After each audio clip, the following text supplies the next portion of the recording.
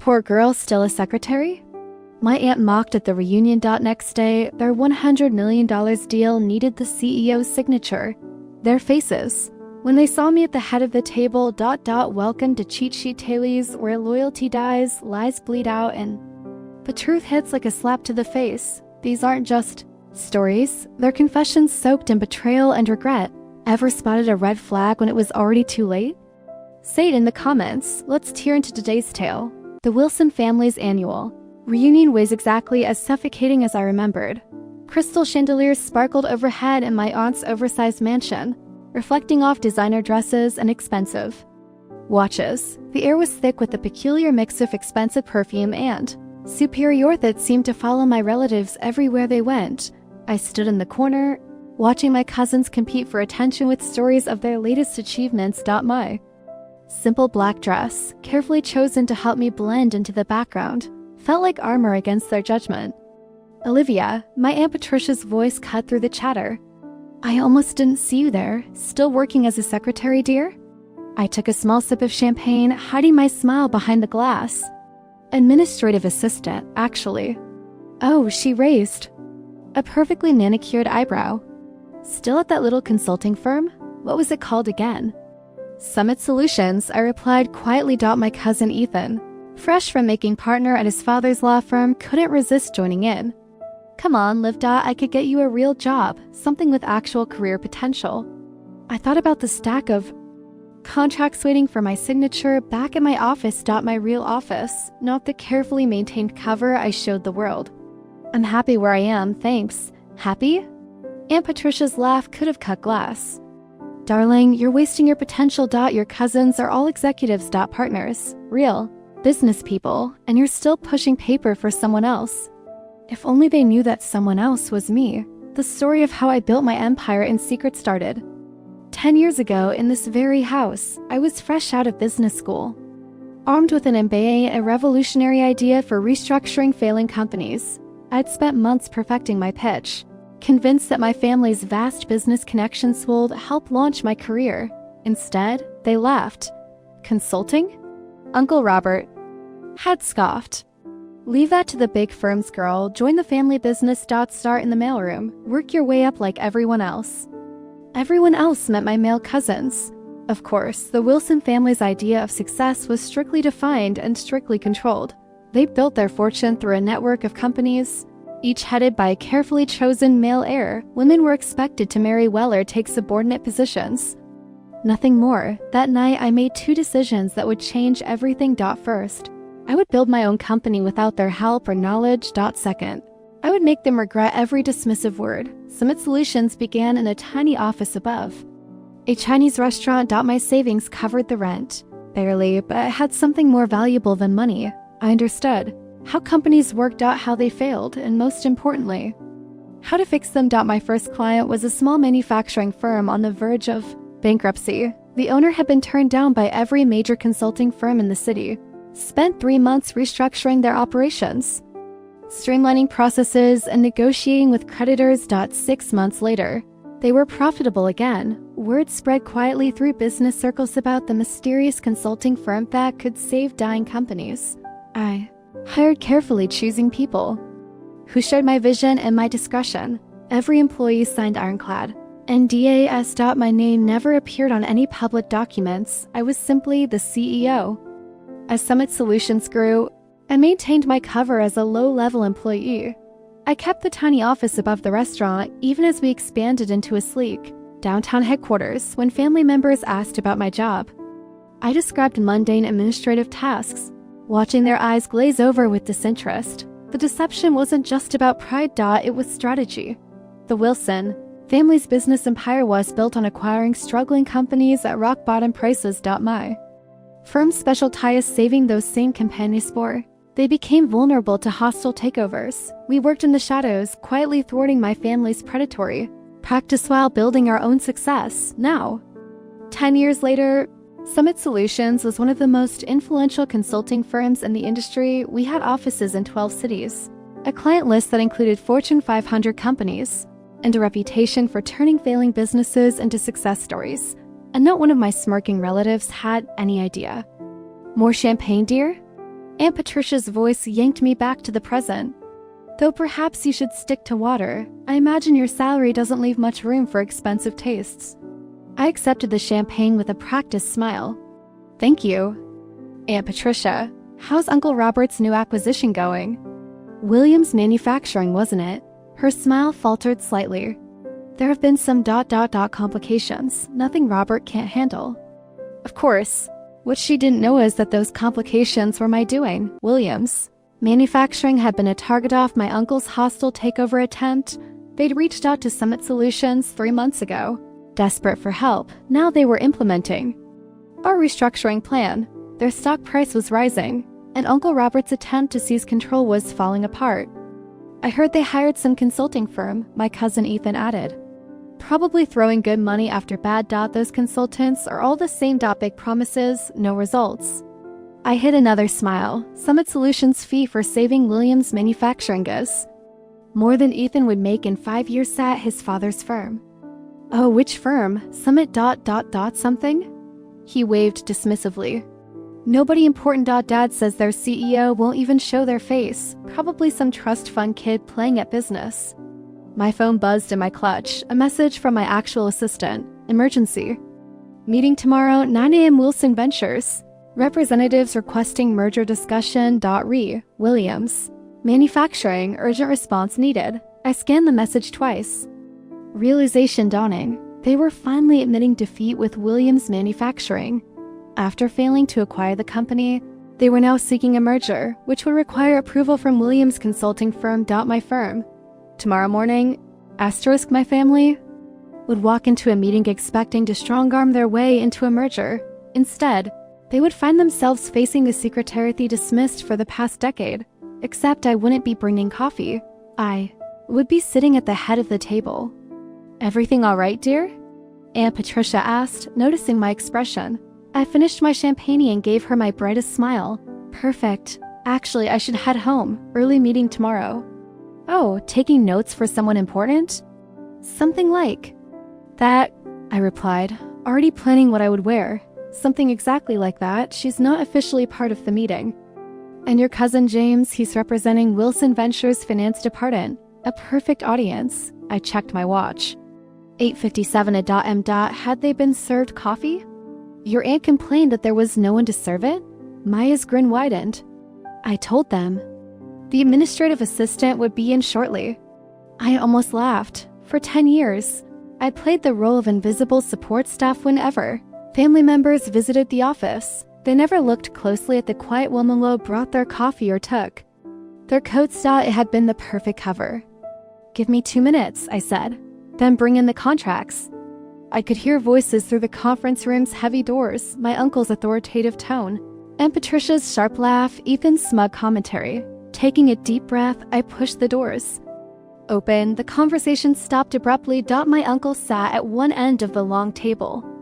Apparently having assumed a power position. Ethan and James flanked him, both in expensive suits that screamed family money. Aunt Patricia perched nearby, examining her manicure with practiced disinterest. Mr. Harrison from Williams Manufacturing alone on the other side, looking uncomfortable. Finally, Aunt Patricia sighed. We've been waiting for coffee for. She stopped, really looking at me for the first time. Olivia, what are you wearing? And why are you carrying coffee? I walked calmly to the head of the table, the seat directly opposite Uncle Robert. I don't serve coffee anymore, Aunt Patricia. In fact, I never really did. What is this? Uncle Robert demanded. Where's Summit's CEO? We were promised a meeting with the actual decision maker. You have been. I sat down, enjoying the confusion on their faces. I am the CEO of Summit Solutions. I have been since I founded the company 10 years ago. The silence that followed was deafening. Ethan's mouth opened and closed. Like a fish out of water. James dropped his pen. Aunt Patricia's perfectly maintained composure cracked. Uncle Robert recovered first, his face reddening. This is absurd. You're a secretary. No, I said calmly. That was a cover. A very effective one. Apparently, since none of you ever looked past it. You were so convinced I couldn't be successful that you never noticed I already was.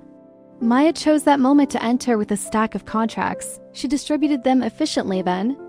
took her place standing behind my chair.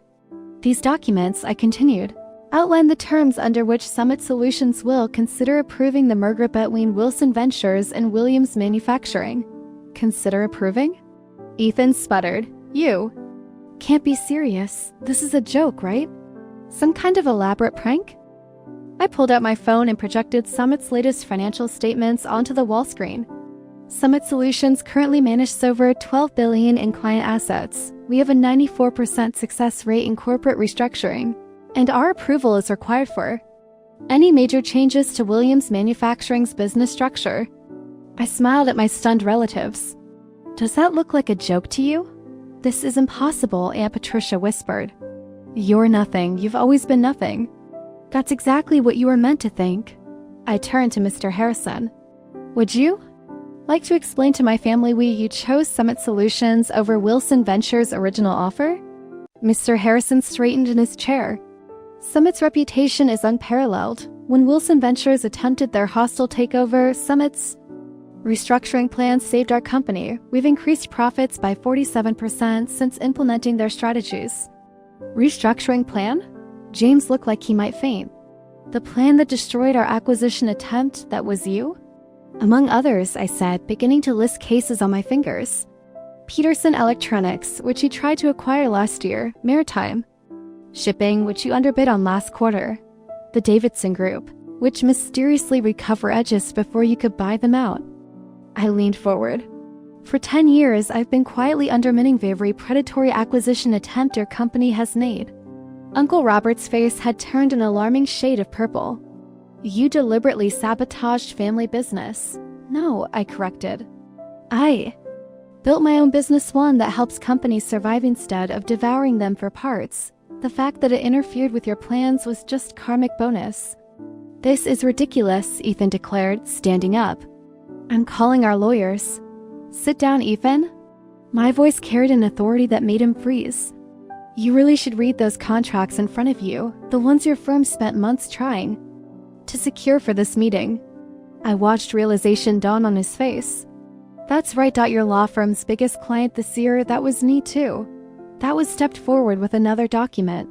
This is a summary of Summit's current market position and liquid assets. You'll note that we're now in a position to acquire controlling interest in Wilson Ventures if we choose.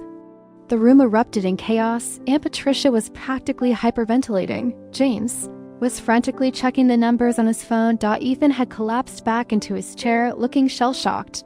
This is blackmail, Uncle Robert growled. No, I sighed quietly. This is business, the kind you taught me I'd never be capable of handling. I stood up, smoothing my jacket. You have until 5 p.m. today to review the merger terms. They're very generous considering our position. If you decline, Summit Solutions will begin purchasing Wilson Ventures stock on the open market tomorrow morning. I headed for the door, then paused. Oh, and Aunt Patricia, that champagne you so graciously offered me last night, I own the vineyard that produces it. Bought it last year. The coffee you were so desperate for this morning? That chain too. I smiled sweetly. Turns out my salary does leave room for expensive tastes after all. The door closed behind me on their stunned faces. In my private office, I finally allowed myself a moment to process what had just happened. 10 years of careful deception, of playing the invisible underachiever, had led to this moment. Maya appeared with a real cup of coffee, my favorite blend from my own coffee chain. Was it worth the wait? I thought about all the times I'd served coffee in this very office, watching my family dismiss me, underestimate me, write me off as nothing more than a secretary every single second. My phone buzzed, messages already pouring in from family. Numbers who must have heard about the meeting. I silenced it without looking. They'd have plenty of time to process their new reality right now. I had an empire to run, and for the first time in 10 years, I could finally do it without hiding who I really was. The next 48 hours were exactly what you'd expect when a family built on power and appearance suddenly discovers they're not at the top of the food chain anymore. The messages started pouring in almost immediately after the meeting. Aunt Patricia, darling, let's discuss this over lunch. You always were my favorite niece. Ethan, come on, Liv, we were just joking around. Family should stick together. James, you can't do this to us. We're blood. I ignored them all, focusing instead on the rapid-fire emails from Wilson Ventures. Board members. They weren't stupid. They could see which way the wind was blowing. By noon. They had scheduled an emergency board meeting. By 3. They had voted to accept Summit's merger terms. Uncle Robert predictably didn't go quietly. You've betrayed this family. His voice echoed through my office as he barged in unannounced. Maya moved to intervene, but I waved her off. Let him have his moment. Actually, I said, not looking up from my computer, I'd say I learned from this family. Isn't this exactly what you taught us? Seize power. Eliminate competition. Never show weakness. We gave you everything that made me laugh. You gave me nothing, less than nothing. You taught me that I would never be good enough, that my only value was in supporting the men in the family. So I built something better. By deceiving everyone for a decade, I finally looked up at him. By letting you deceive yourselves. You saw exactly what you expected to see, a quiet, unambitious woman who knew her place. That was your mistake.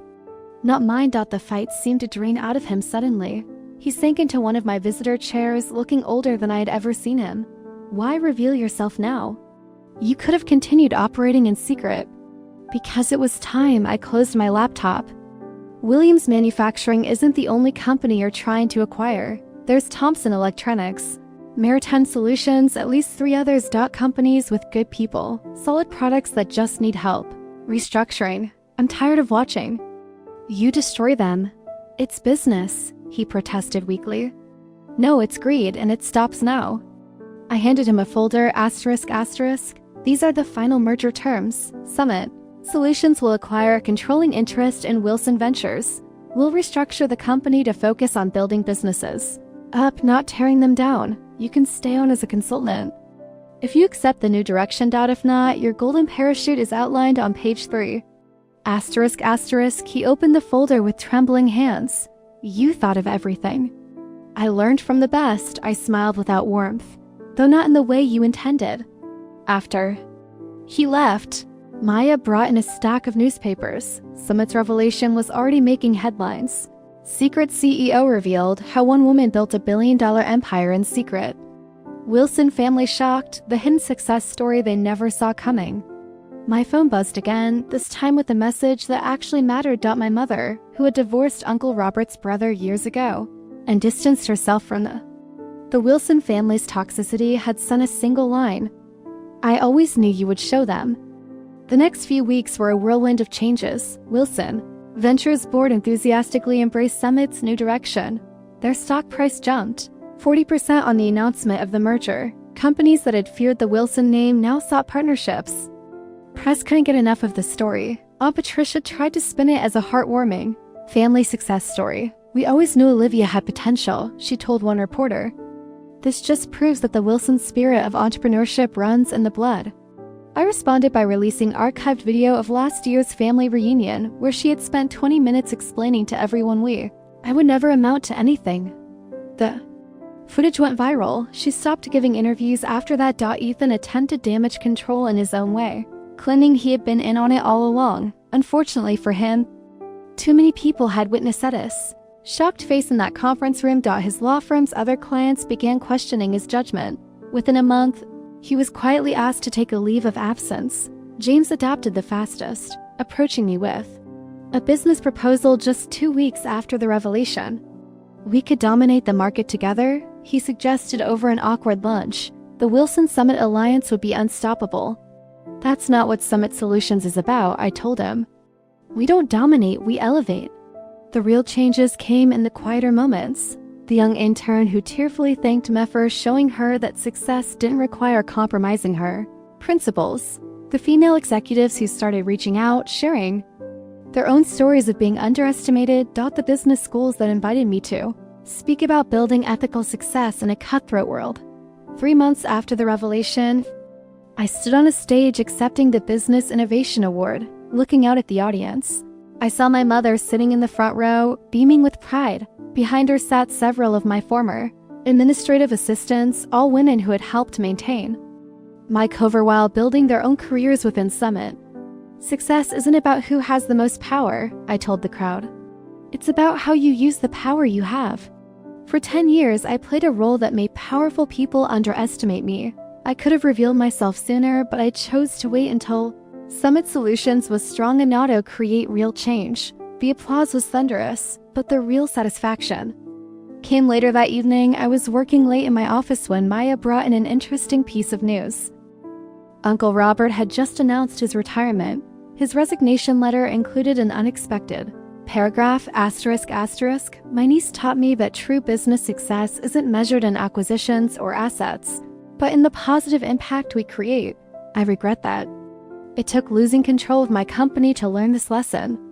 ***. I leaned back in my chair, thinking about the long game I had played. 10 years of careful planning, of swallowing pride and playing small, had led to this moment. Summit Solutions wasn't just successful, it was changing how business was done.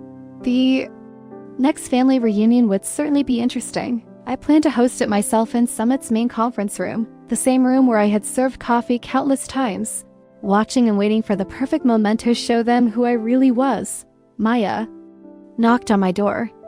"Your 4 p.m. is here, the CEO of Thomson Electronics, the company your uncle was trying to acquire." I smiled. "Show them in, and Maya, bring coffee for everyone. The good stuff from our chain."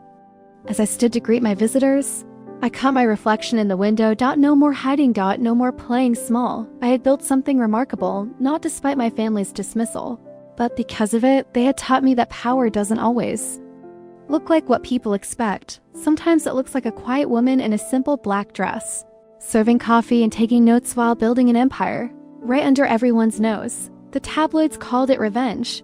The business papers called it strategic. Genius. But for me, it was simply justice, served one corporate takeover at a time, with a side of perfectly brewed coffee. And somewhere in a small office above a Chinese restaurant, my original desk still sits. I keep it as a reminder that success doesn't always wear designer labels or demand attention. Sometimes it works quietly, patiently, building something extraordinary. The world looks the other way. That's the real secret to success, not the power you show, but the power you build when no one's watching.